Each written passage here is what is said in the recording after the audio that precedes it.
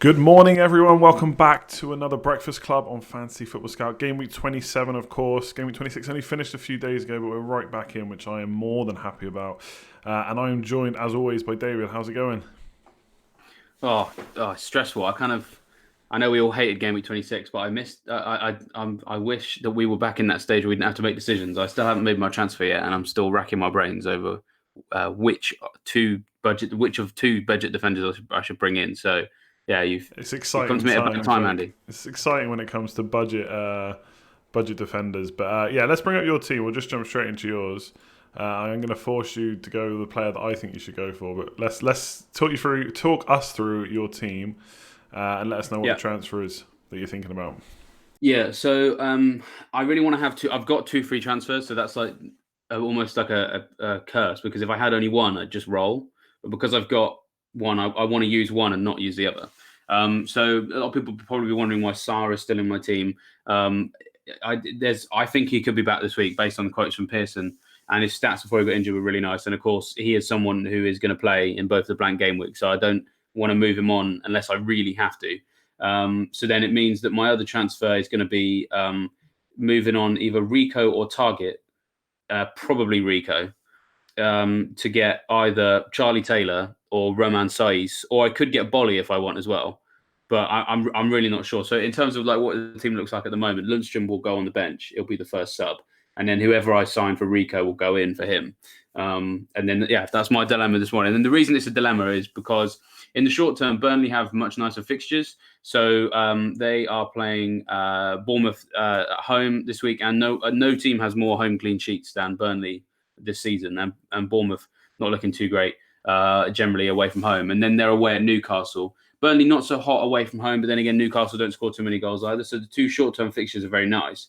But actually, their defensive stats over the last sort of 6 games are still quite well. I don't know. They don't look clean sheet worthy. They don't look like the type of team I'd want to invest in. And that they're kind of still kind of like mid-table for a lot of the kind of things like shots conceded in the box, big chances, and XGC and things like that. Yes, they play some big teams, but it's a little bit worrying. But on the other side, Wolves look incredible defensively in recent times. In the top 2 or 3 for fewest big chances conceded and shots in the box. But I don't really like their short-term fixtures. Like I'd quite like to have a Wolves defender for the next 6 game weeks, but actually, I don't. For the blank, especially away at Spurs, if I'm trying to cover gaps in my team, is a Wolves defender really going to help me next week? So maybe I should get the Wolves defender in later. But I feel like the Wolves defender is going to let me down less than the Burnley one is. So that's my dilemma.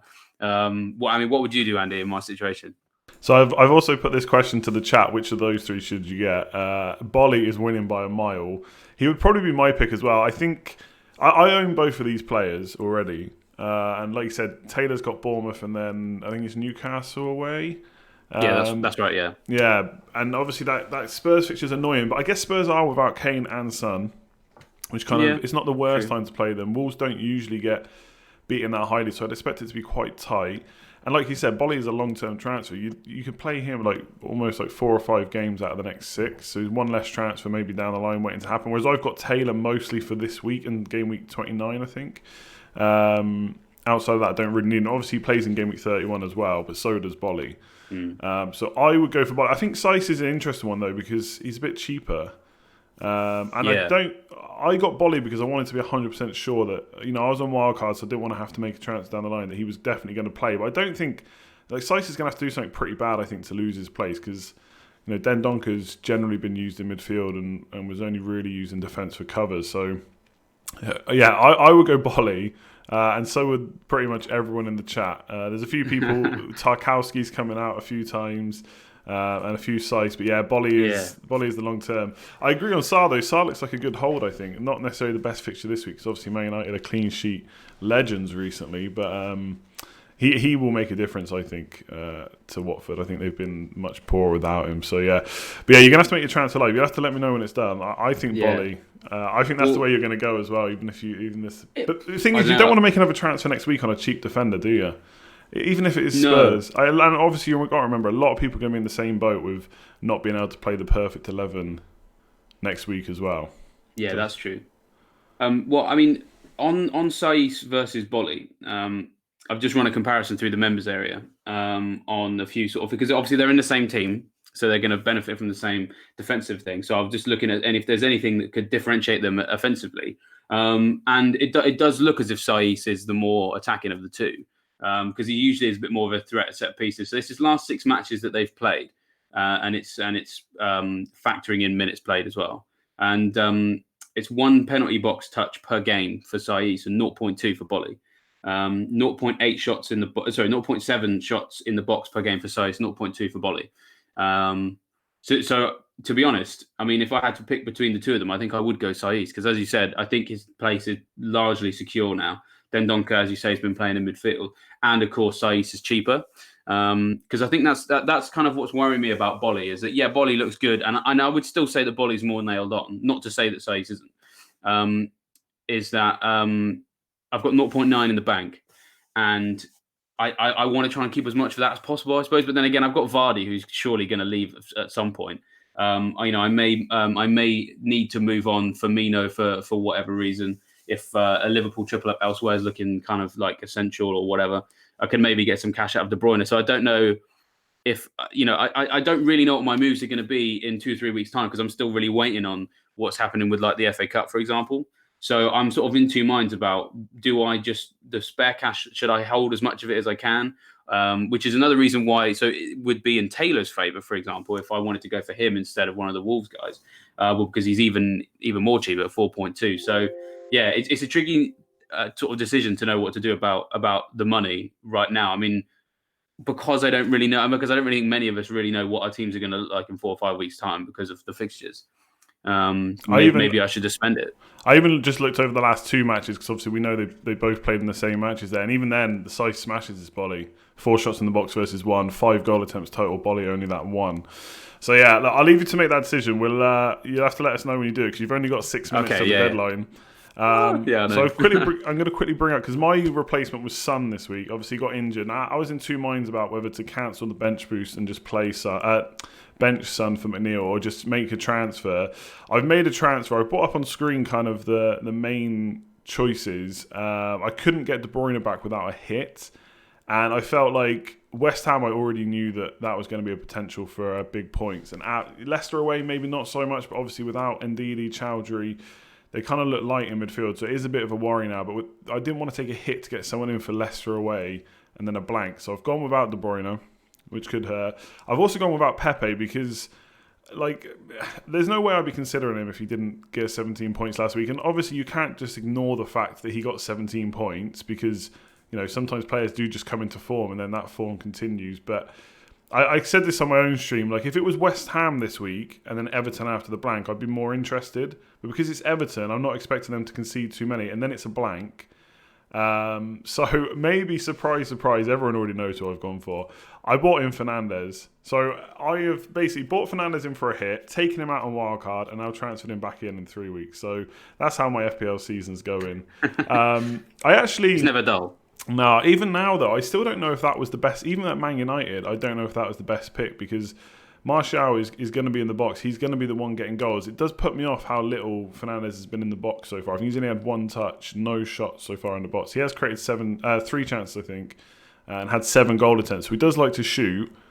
But obviously he has played Wolves and Chelsea as well, which aren't the easiest games. Watford at home, Everton away, also not easy, but I would say it's a bit better than the 2 we've had so far. McTominay potentially back this week as well, which I think helps. I wonder if Solskjaer might change the formation around. Either way, with McTominay there, Matic back from suspension, he shouldn't have to play too much of a deep role. So I'm expecting him to be forward. Whether or not he gets forward enough, I don't know. This could be a short-term transfer, to be honest, because part of what was playing on my mind was whether Man City are going to get a double game week in game week 29. So I was almost going to hold the transfer, but I didn't want to play that passive when I'm ranked outside the top 1 million. And Man City might not even get a double game week in 29. We just don't know. So I've held Mahrez in the hope that he actually plays this week. Full rest in the last game. Old Club. We were speaking to Neil on Team News about Mahrez in the reverse fixture, and he just kept shooting over and over. I remember watching that game. And I thought that he was quite selfish. Actually, I didn't own him at the time. I owned De Bruyne. And I thought he was quite selfish. Whereas now, I'd be hoping that happens. And I've got the bench boost active. I was tempted to leave this till game week 29, but I'm just going to play it this week. The only worry is really Southampton are playing a Villa side that have Grealish.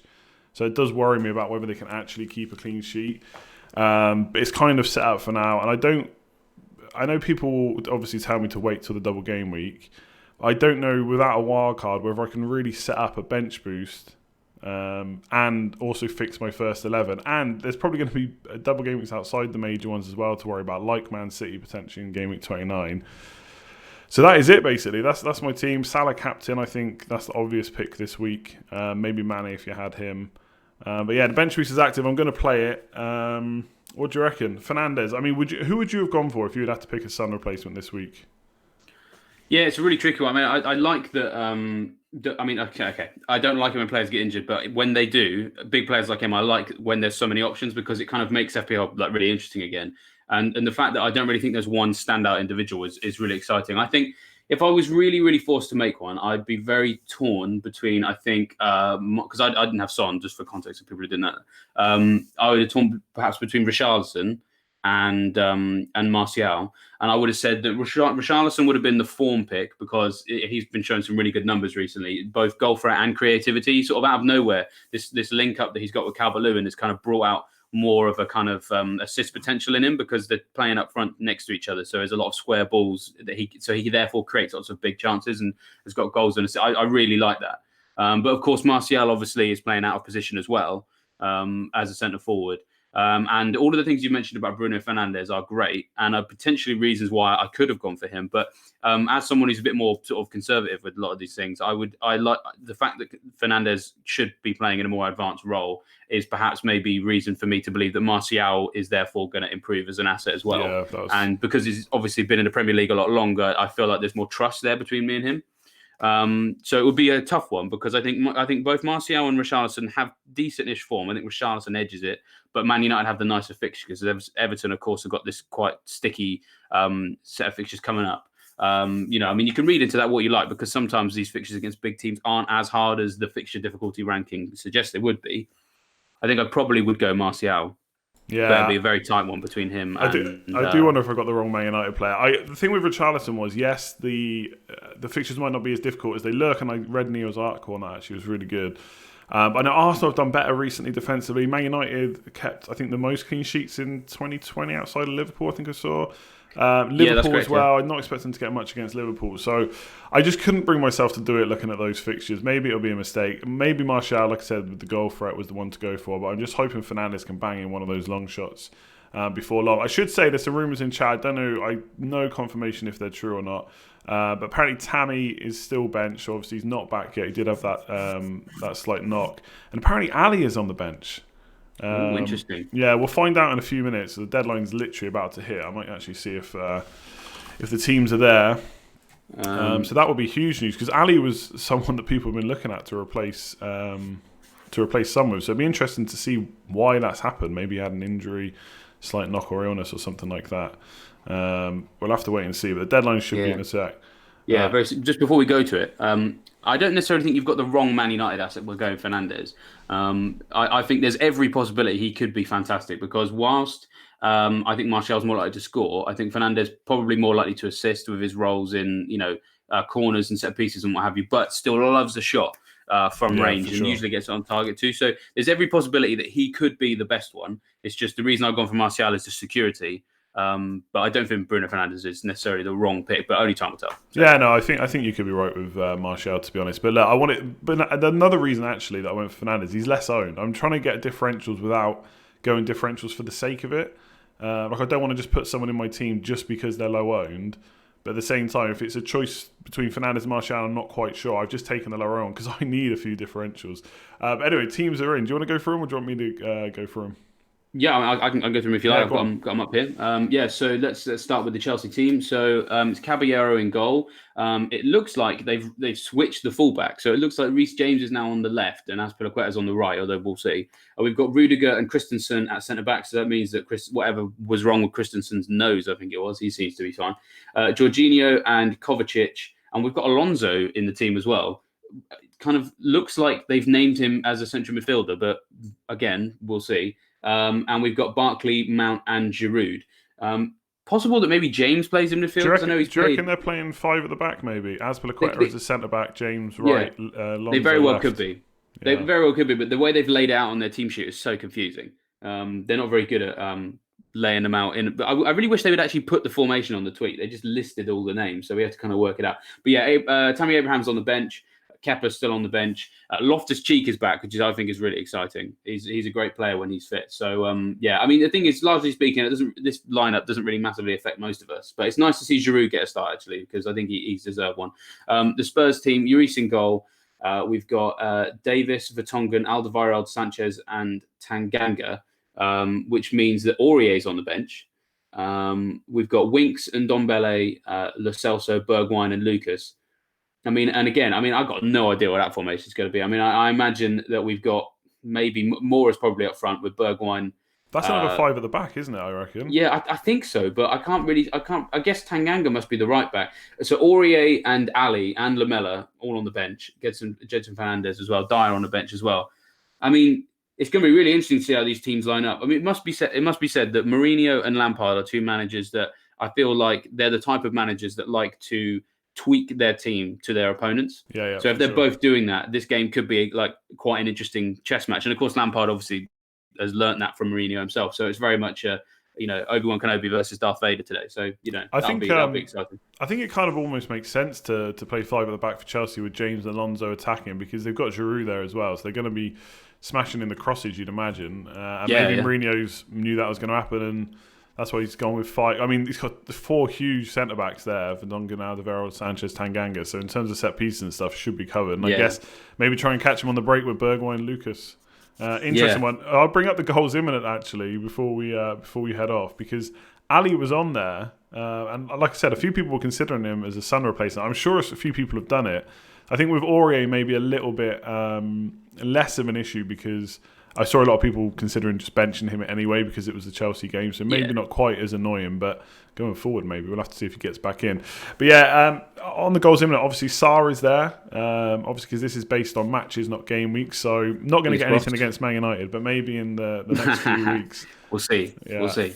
Tammy Abraham's interesting because Chelsea's fixtures do turn a little bit soon. I don't know if I've got them in front of me because I at one point I was looking at maybe getting Manny in and having 8 million to spend on a striker, and I looked at Tammy. Obviously, it'd be interesting to see how he comes back from being out for a few games. Spurs this week, not ideal, but then it's Bournemouth, Everton, Villa. Man City, obviously not as good, but then West Ham, Watford, Palace. And then the fixtures are just pretty good to the end of the season. So might be worth looking at Chelsea players soon. And Benteke's on there. I've seen it every time I seem to look at a different table this week. Benteke's popping up, so I'm not sure if we should. I know a few people playing Lascelles this week against Palace. Yeah, well, there's an interesting stat that I uncovered this week that in their last 4 matches, if you go on Fantasy Football Scout and saw all players, last 4 matches by shots on target, he is top for players who are fit because the top 3 players I think are Son, Rashford, and Kane. And then he's 4th is Benteke. I mean, where's that come from? So yeah, that was that. I was looking at Newcastle defense because obviously their fixtures are really nice, but the numbers that they're giving up is still a fair amount. And then when I saw that Benteke, all of a sudden out of nowhere, kind of pulled up a head of steam, and yeah, like I said, the most accurate striker of all players over their last 4. I mean, where's that come from? Absolutely bonkers. So yeah, who knows? I mean, the Newcastle defense, it could be a bit of a trap. We'll see. I don't know. But Benteke, watch out for him today. Be interesting to see if he comes back in. And the one that I'm hopeful for on that list is Firmino because I should have had a goal for him last week. That miss from Trent. Look, maybe the ball came in too quick. Blah blah blah. But another day he puts that in. So I'm hoping he gets it. 6 big chances missed. I think that's over the last 4 game weeks. So yeah, I'm hoping he comes in. And then assists imminent. Just really quickly before we finish. McNeil on there, so I've played bench boost this week. His assist potential is looking pretty good. Maddison, a lot of people looking at potentially getting rid of him. I'm kind of under the opinion that if you've kept if you kept Maddison this long, probably just hold him for the Man City game and go for the good fixtures. But yeah, and then Wan-Bissaka, like I said, he's been quite creative recently. And yeah, he's been looking good. David has just ran off because his charger. He needs to get his charger for his laptop because it's about to die. But it doesn't matter because we're going to go anyway now. But before I go, I will let you know that he brought in Sice. So he's gone for Sice. I thought he would go the Wolves way, and he has. Not Bolly saved the money. I think, to be honest, if Sice is as nailed, are we good? You back? I was just telling them about your transfer. We're all good. Before we go. Go on, we're all talk good. through He was it. about to die. Sorry? I was just telling them about your transfer before we shoot off. All right, so you haven't revealed it yet then? I have revealed it, yeah. Go on, tell us why you went for him. So I went with Sice in the end just because, yeah, you're right, long-term value there. And also comparing him against Taylor and Bolly, he was the one with the best goal threat out of all of them. So in terms of potential returns from lots of different angles, and I figured that if I want to get a Burnley defender, I could still get one next week, potentially, because their fixture with Newcastle is still quite nice. And if I have reservations about this Burnley, I have less reservations about this Burnley defence. So I have more reservations about the Burnley defence than I do the Wolves one. So I want to see how they get on against Bournemouth. And if they let me down, or rather, well, they can't now because I don't own a Burnley defender, then I know maybe to stay away. And if they do a little bit better, then I can still bring Taylor in for next week. Whereas Saiss, I know I'm going to want him for longer. So that was the reason behind it. So yeah, apologies for the mad dash. But, I didn't go the Eggersdorf route of taking the laptop with me and running around my house. I knew where the charger was, so I went and got it and I brought it back as quickly as I could. All right, good stuff. So we'll leave it there. Good luck in game week 27. I got my bench boost active. If I do not get a green arrow this week,